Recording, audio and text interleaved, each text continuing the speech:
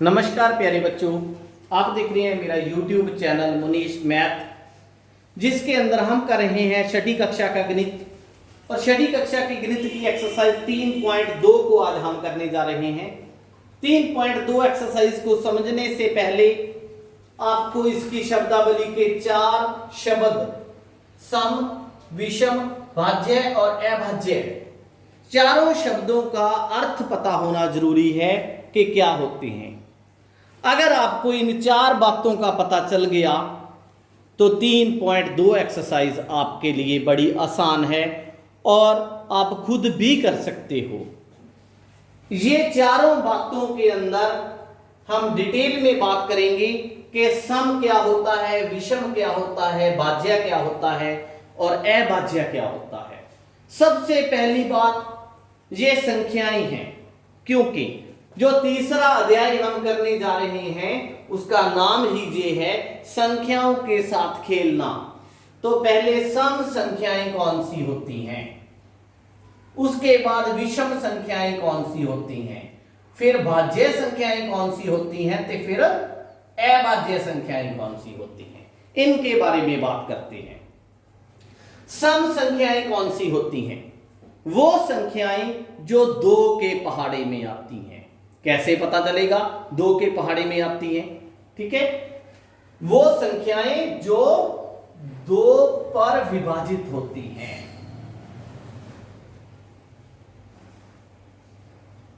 ठीक है, उनको हम सम संख्याएं बोलते हैं। या इसको दूसरे शब्दों में आप ये भी कह सकते हो कि जिनको 2 लोगों के बीच में पूरा पूरा बांटा जा सकता है। ठीक है, अगर हमारे पास 6 रोटियां हैं और 2 लोगों के बीच में से बांटना चाहते हैं तो हम दोनों को 3-3 दे देंगे। तो फिर जो 6 संख्या है वो क्या है? सम संख्या है। अगर हमारे पास रोटियां 9 होती और 2 लोगों के बीच में पूरी पूरी बांटनी होती तो हम नहीं बांट सकते थे, क्योंकि 4-4 देने के बाद एक रोटी हमारे पास बच जाती और वो एक रोटी को हम किसी को भी पूरा नहीं दे सकते, फिर बराबर नहीं होगा। इसलिए 9 क्या है? एक विषम संख्या है। ठीक है, तो सम संख्या को याद करने का एक तरीका और भी है। आपने ना कई बार कंचों के साथ खेला होगा। कंचों के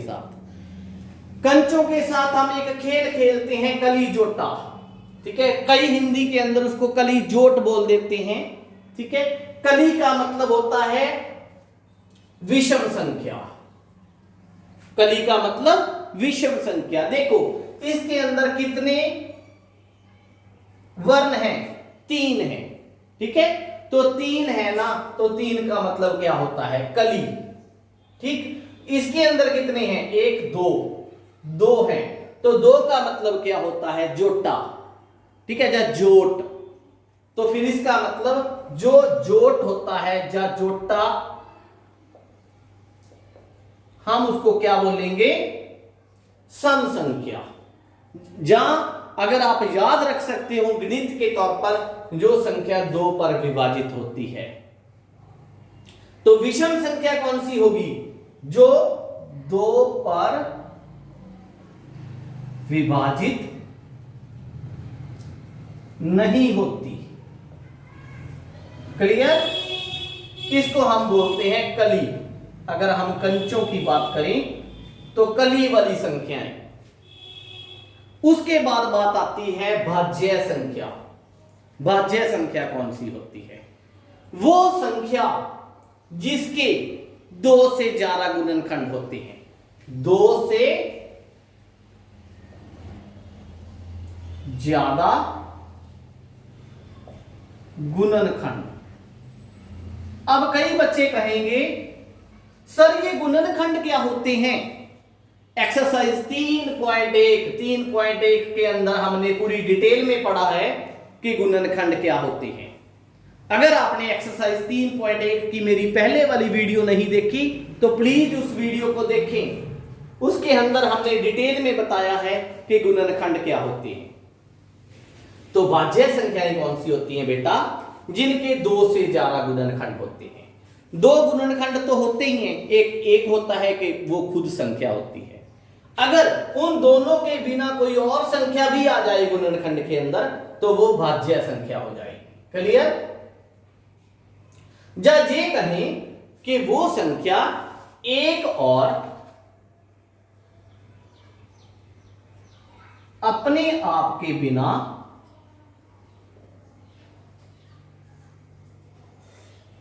किसी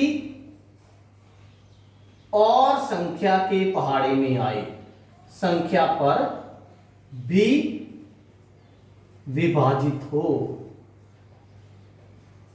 क्लियर हो गया? देखो, हर संख्या अपने आप पे विभाजित होती है, अपने आप पे हर संख्या विभाजित होती है, एक पर भी हर संख्या विभाजित होती है। अगर अपने आप और एक के बिना किसी और संख्या पर भी वो विभाजित हो जाए तो इसका मतलब क्या होगा? इसका मतलब होगा उसके गुणनखंड 2 से ज्यादा बन जाएंगे, तो इसलिए वो भाज्य संख्या होगी। फिर अभाज्य संख्या कौन सी होती है? जिसके सिर्फ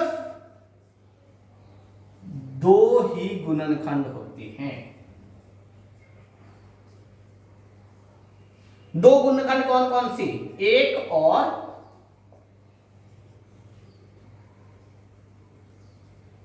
अपने आप की संख्या, ये 2 ही गुणनखंड होती है, उसको हम अभाज्य संख्या बोलते हैं। अब कई बच्चे कहेंगे सर 5वां पॉइंट एक बताओ कौन सी है?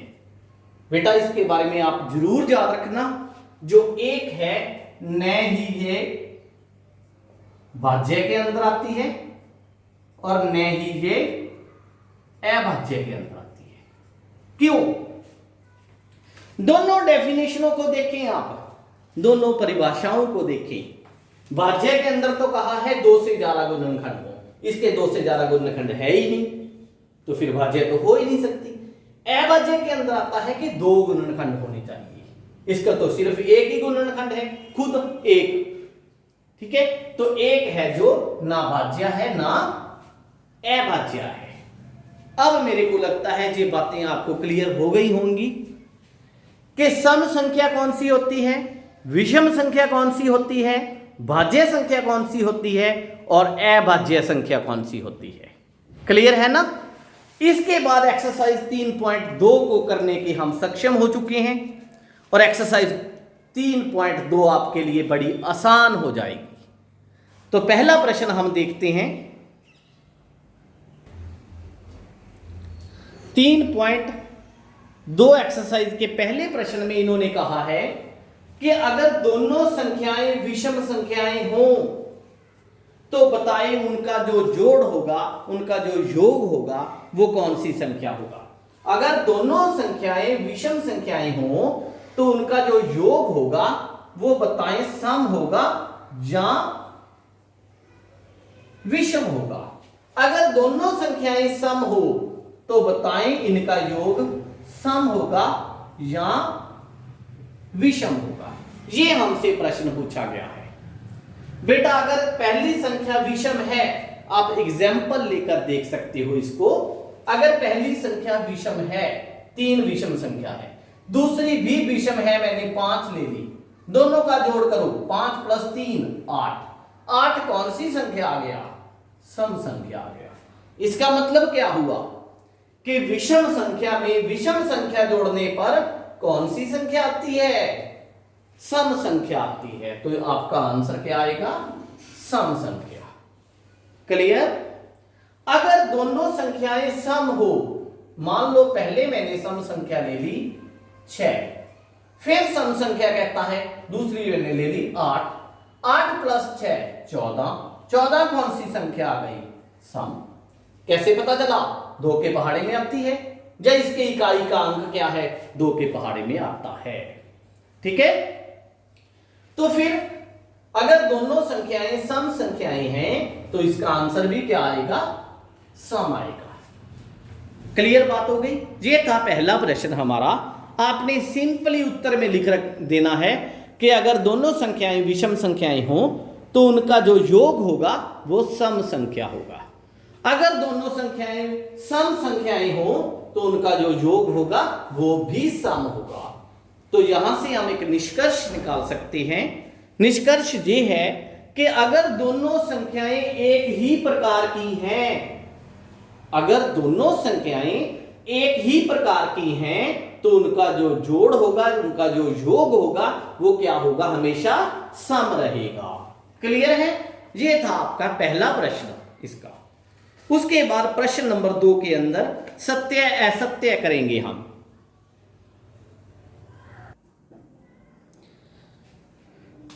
प्रश्न नंबर 2 के अंदर देखिए बेटा, सत्य और असत्य हमने बताने हैं।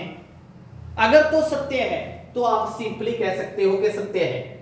अगर असत्य है तो प्लीज आपसे मतलब विनती है कि आप उसको असत्य का कारण भी बताएं, क्योंकि वो क्यों असत्य है। ठीक है, तो हम बताएंगे उसका क्या कारण है। पहला पार्ट, 3 विषम संख्याओं का योग सम होता है। कहते हैं अगर हम 3 विषम संख्याएं ले लें तो उनका योग सम होगा। गलत है। क्यों? इसका कारण लिखेंगे हम।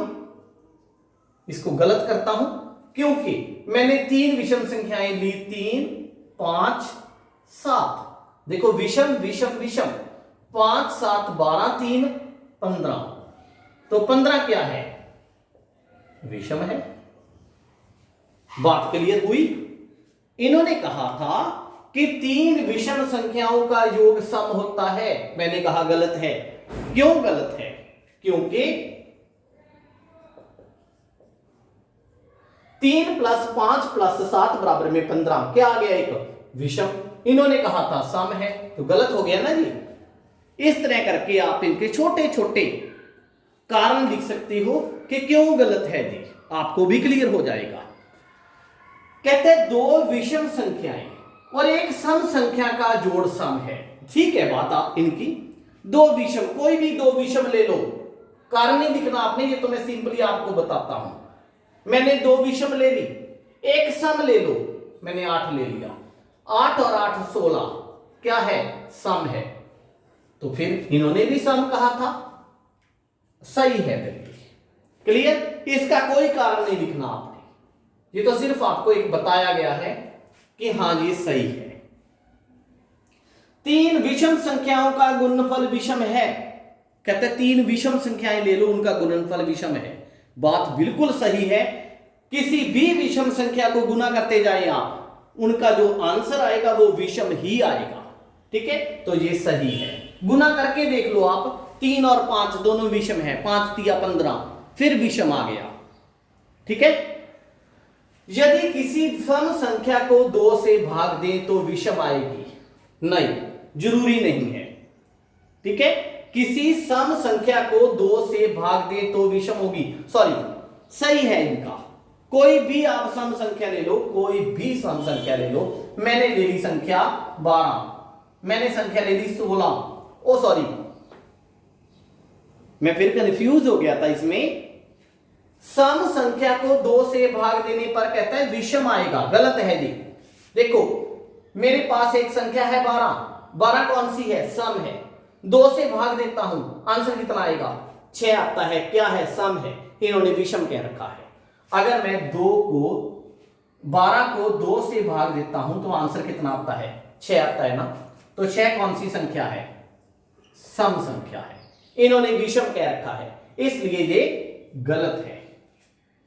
ये इसका कारण आ जाएगा कि अगर हम 12 को 2 से भाग देते हैं तो हमारे पास आंसर 6 आता है, जो कि सम संख्या है। ठीक है, तो इनका ये गलत हो गया। ई पार्ट देखें आप, सभी अभाज्य संख्याएं विषम हैं। बेटा अभाज्य संख्याएं वो संख्याएं होती हैं जिनके 2 गुणनखंड होते हैं। तो यहां पे एक अभाज्य संख्या है 2। कौन सी है ये? सम है। ठीक है, 2 अभाज्य है, 2 अभाज्य संख्या है जो कि सम है। ये इसका कारण आ जाएगा, इसलिए ये गलत है। क्लियर? अभाज्य संख्याओं का कोई गुणनखंड नहीं होता। मैंने आपको बता ही दिया शुरू में ही कि अभाज्य संख्या के 2 गुणनखंड होते हैं। गलत है। 2 अभाज्य का योग हमेशा सम होता है? जरूरी नहीं है। मेरे पास दो क्या है? अभाज्य। दो क्या है? अभाज्य। प्लस 3 भी क्या है? अभाज्य। ठीक, इनका जोड़ कितना आएगा? 5। 5 क्या है? इन्होंने कहा है सम होता है, विषम है। तो ये क्या हो गया? फिर गलत हो गया। ठीक है, ये इसका कारण आ जाएगा।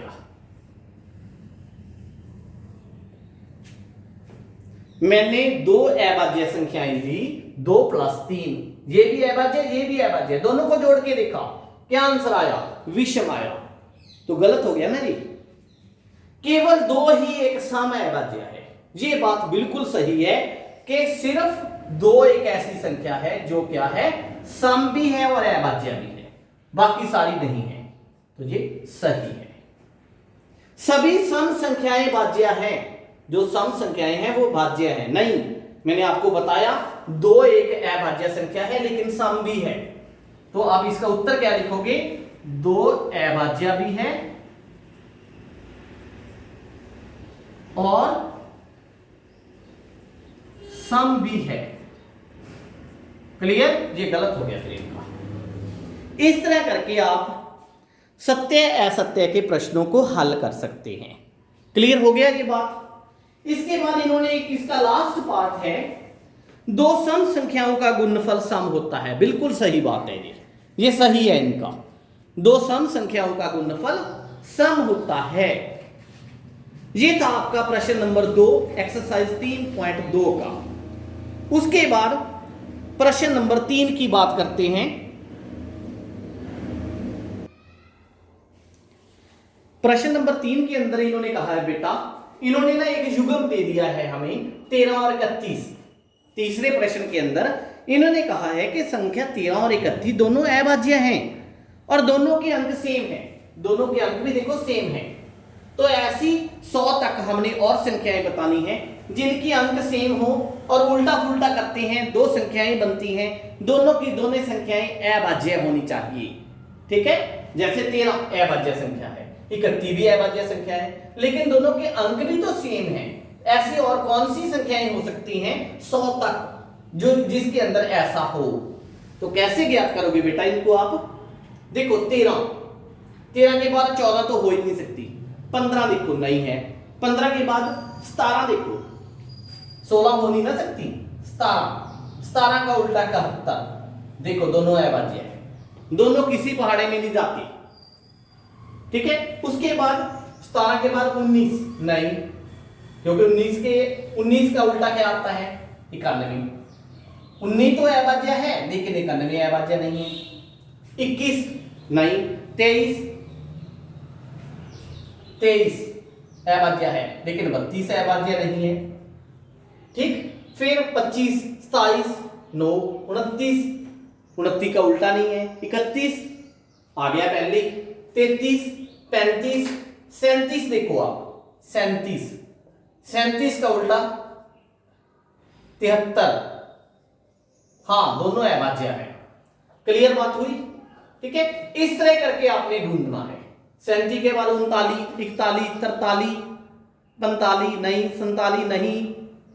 ठीक है, कई बच्चे कहेंगे 47 क्यों नहीं? 47 अभाज्य है। ठीक है बेटा, 47 अभाज्य है, लेकिन 47 का उल्टा 74 अभाज्य नहीं है।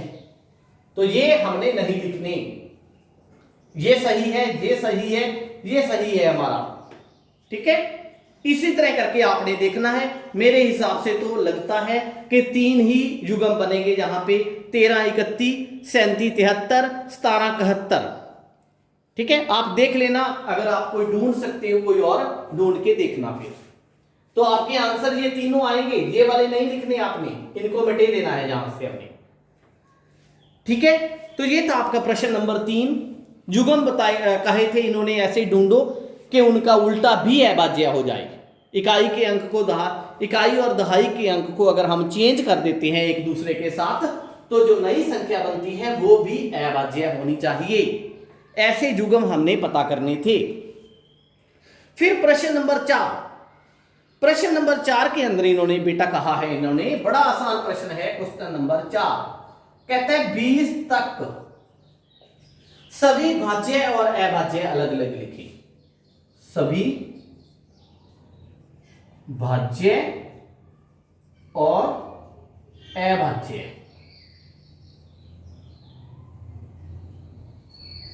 अलग अलग करके लिखना है। तो हम इसका हल क्या लिखेंगे, पहले आप लिख दो भाज्य, ठीक है, फिर आप लिख दो अभाज्य। चाहे कोई भी पहले लिख लो, कोई फर्क नहीं पड़ता उसके साथ, चाहे आप पहले अभाज्य लिख लो।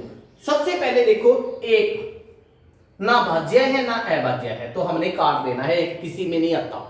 दो अभाज्य है, तीन अभाज्य है, चार भाज्य है, पांच अभाज्य है, छह भाज्य है, सात अभाज्य है, आठ भाज्य है, नौ अभाज्य है, सॉरी भाज्य, 10 भाज्य, 11 अभाज्य, 12 भाज्य, 13 अभाज्य, 14 भाज्य,